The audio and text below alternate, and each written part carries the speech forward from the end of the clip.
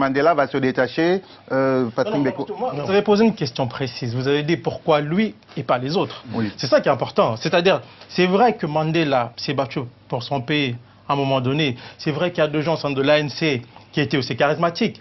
Mandela est charismatique, mais pourquoi lui et pas d'autres? C'est là la question de fond. Et c'est simplement parce que Mandela était plus ouvert aux politiques néolibérales que les autres. Et ce que je dis, ça ne vient pas de moi. Je tiens à citer ici, lorsque les négociations ont commencé, il y a Gavin Reilly qui était le directeur général d'Anglo American. Quand ils ont rencontré certains exilés de l'ANC qui étaient en Zambie par exemple, et quand il est rentré, ils ont rencontré Mandela. En sortant de là, il dit je n'ai jamais trouvé quelqu'un aussi sympathique et ouvert à nos idées. Donc il y a d'une certaine manière, il partageait quand même ces idées-là, parce que si vous enfermez quelqu'un, vous n'allez pas le libérer parce qu'il est charismatique. C'est un jeu du donnant-donnant. C'était un régime qui était basé, c'était l'apartheid, autant politique qu'économique, surtout économique, et on n'avait pas besoin de sortir quelqu'un qui allait s'avérer très dur ou hostile aux intérêts qui étaient là, qui se sont forgés au fil des années sous l'apartheid. Claudie Kahn, ça vous parle, tous ces détails?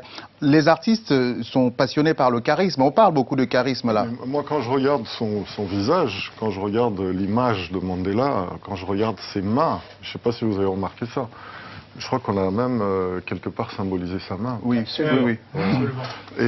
Et j'avais regardé toute une série, je connais son histoire depuis le début, donc je suis ça. Et puis, est-ce que vous imaginez que cet homme qui a passé 20 ans, ce noir, je précise bien, ce noir, qui a passé 27 ans en prison, qui sort, le blanc abdique et il prend la présidence de ce pays? Non mais c'est extraordinaire comme histoire. Donc je pense que moi, ma démarche est dans celle-là. Je dis, peu importe ce qui s'est passé, mais c'est ce qu'il représente aujourd'hui. Quand je vois toutes ces années de colonisation que toute l'Afrique a vécues, ce monsieur, on ne peut pas le prendre à la légère. C'est quelque chose d'extraordinaire. Moi, je pense simplement qu'il faut dissocier les époques. C'est très important.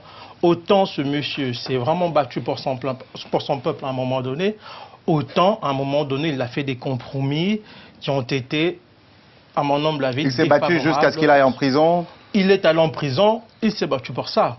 On lui a proposé, même quand il est en prison, qu'on te libère, mais à condition que tu adhères à notre... Voilà. Mandela a dit, je suis maître de mon destin, je suis le capitaine de mon âme.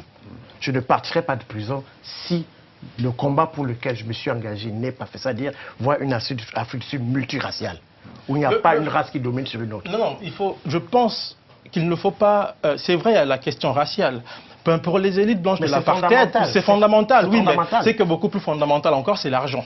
Donc, c'est-à-dire, c'est le côté économique. Pour les élites blanches de l'apartheid, le plus important, c'était de garder l'outil économique, qu'on ne le veuille pas.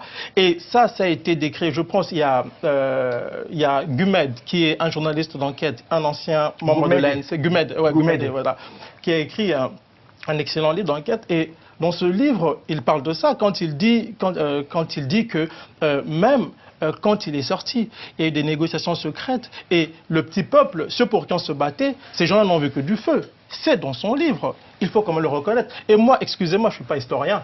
Moi, quand je travaille sur les archives, par exemple, du MI6, des services secrets britanniques, là, c'est encore beaucoup plus intéressant parce que le regard qu'ils portent sur Mandela est très différent du regard que nous avons aujourd'hui, nous, Africains. Pour eux, Mandela, c'est leur homme. Clair.